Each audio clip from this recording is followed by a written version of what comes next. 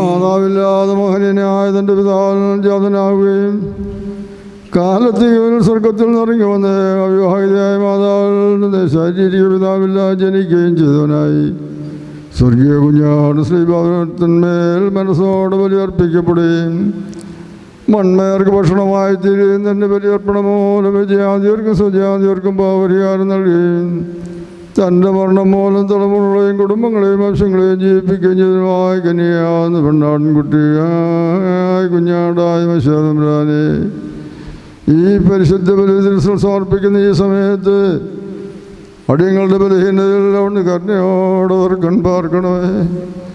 ഞങ്ങളുടെ കൂടെ ഞങ്ങളുടെ ഇടയിൽ അവിടുന്ന് വസിക്കണമേ.